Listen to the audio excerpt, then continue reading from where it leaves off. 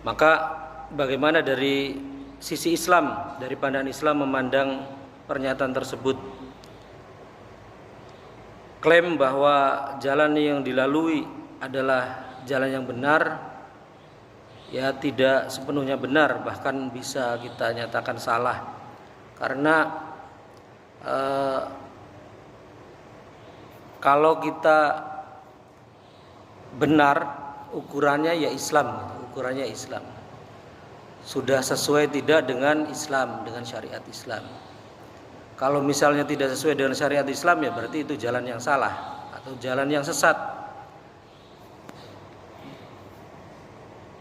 Indonesia itu kan dari zamannya Soeharto itu sampai sekarang masih menggunakan sistem kapitalisme, sekularisme. Ekonominya ekonomi kapitalis. Walaupun di pasal 33 Undang-Undang Dasar 1945 itu 3 ayat lebih menunjukkan ke arah sosialis, tetapi 3 pasal menunjukkan ke arah sosialis, tetapi pasal keempat itu lebih ke ekonomi kapitalis atau ekonomi liberal ya. Terutama apabila kita soroti di penerapan sistem ekonomi kita di negeri ini itu menggunakan sistem ekonomi kapitalis tadi, terutama dalam praktek ribawi. Jadi negara ini tidak lepas dari praktek ribawi. Hutang-hutang luar negeri itu tidak lepas dari bunga utang atau praktek riba. Dalam RAPBN tahun anggaran 2026, jadi berarti dirancang di tahun yang lalu ini. Bunga utang direncanakan sebesar 599.440,9 miliar rupiah atau 599 triliun, naik 8,6% dari outlook pembayaran bunga utang pada tahun anggaran 2025. Jadi bunganya saja sampai 600 triliun. Per akhir Maret 2026, berarti 2 bulan yang lalu, utang Indonesia mencapai 9.920 triliun atau sekitar 40,75% dari PDB, dari produk domestik bruto. Jadi produksi seluruh warganya, seluruh masyarakat itu hampir 41% ya utangnya itu. Jadi utangnya 9.920 itu hampir 41% dari PDB, dari produk domestik bruto. Ya artinya cukup besar utangnya. Praktek hutang riba ini ya tentunya tidak sesuai dengan syariat Islam. Artinya kalau diklaim sebagai jalan yang benar yang diridhoi Tuhan, maka itu pernyataan yang salah. Harusnya itu adalah pernyataan itu ya jalan yang tidak benar, yang tidak diridhoi Tuhan, karena riba itu tidak diridhoi Tuhan. Ada lagi kasus yang lain, misalnya impor minuman alkohol kita. Minuman beralkohol, bukan alkohol untuk kesehatan.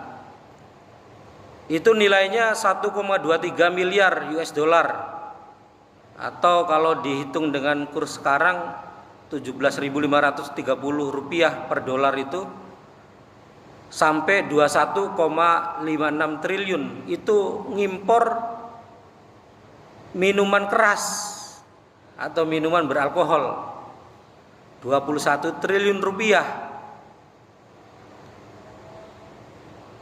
Nah, untuk impor dari Amerika 86,1 juta US dollar.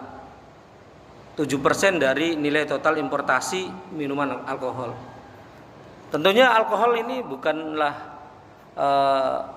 barang yang halal dari pandangan Islam. Alkohol adalah barang yang najis dan haram. Artinya kalau misalnya jalannya diklaim sebagai jalan yang benar, maka itu adalah kesalahan. Belum lagi hubungan luar negeri, misalnya BOP, Board of Peace, Indonesia bergabung dengan organisasi preman dunia ya, dengan Trump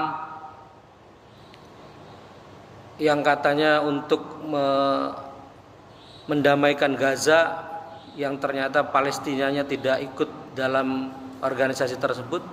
Itu juga termasuk kesalahan dan tentunya tidak diridhoi oleh Allah. Karena umat Islam yang tertindas ya kita harus membantunya. Dan kita tidak bisa menggunakan hukum atau aturan-aturan yang kita buat atau yang manusia buat sendiri. Dalam surah At-Taubah ayat 31, ittakhadhu ahbarahum wa ruhbanahum arbabam min dunillah. Mereka menjadikan para rahib dan para pendeta mereka sebagai tuhan-tuhan selain Allah. Rasulullah SAW menjelaskan bahwa bentuk menyembah itu adalah ketika manusia mengikuti aturan yang menghalalkan yang haram dan mengharamkan yang halal. Jadi para rahib itu atau para pendeta itu dianggap sebagai tuhan-tuhan bagi penganutnya. Karena apa? Karena mereka menghalalkan yang haram dan mengharamkan yang halal. Maka menggunakan aturan yang Allah turunkan adalah sesuatu yang hak yang harus dilaksanakan, bukan untuk ditinggalkan apalagi dilanggar. 3 contoh tadi hanyalah sampel sedikit saja. Banyak kemaksiatan yang lain yang pemerintah atau negara terapkan secara struktural, secara sistemik, secara aturan yang mengakibatkan masyarakat secara massal bermaksiat bersama-sama. Minimalnya ya tidak banyak yang tidak melakukan aktivitas amar ma'ruf nahi mungkar terkait dengan kemaksiatan itu, maka insya Allah bisa terkena dosa jariah ketika melihat kemungkaran dan kita diam saja. Allah melarang kita berbuat ataupun memakan riba. A'udzubillahi minasyaitonirrajim. Ya ayyuhalladzina amanu taqullaha wa dharu ma baqiya minar riba in kuntum mu'minin fa illam taf'alu fa'dhanu biharbim minallahi wa rasulih. Hai orang-orang yang beriman, bertakwalah kalian kepada Allah dan tinggalkanlah sisa-sisa riba yang belum dipungut jika kalian adalah kaum mukmin. Jadi taruhannya jika kalian adalah kaum mukmin. Jika kalian tidak meninggalkan sisa-sisa riba itu, maka ketahuilah bahwa Allah dan Rasulnya akan memerangi kalian. Jadi orang yang memakan riba itu seperti menantang perang dengan Allah, menantang perang yang tidak akan pernah menang. Perang dengan Allah itu tidak akan pernah menang.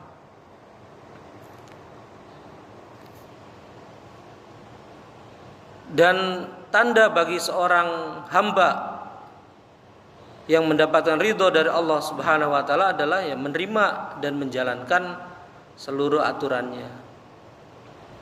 Banyak ayat-ayat yang mencela orang-orang yang tidak mengambil aturan Allah yang dijadikan sebagai aturan kehidupannya. Dalam surah Al-Maidah ayat 44, 45 dan 47 Allah menyatakan wa man lam yahkum bima anzalallahu fa ulaika humul kafirun Jadi barang siapa yang tidak menjalankan apa yang diturunkan oleh Allah atau aturan yang diturunkan oleh Allah, maka dia kafir. Kemudian di ayat yang lain, maka dia zalim dan maka dia fasik. Jadi pilihannya hanya 3 itu saja. Orang yang tidak menjalankan apa yang Allah turunkan, aturan yang Allah turunkan, maka bisa jadi kafir, bisa jadi fasik, bisa jadi zalim.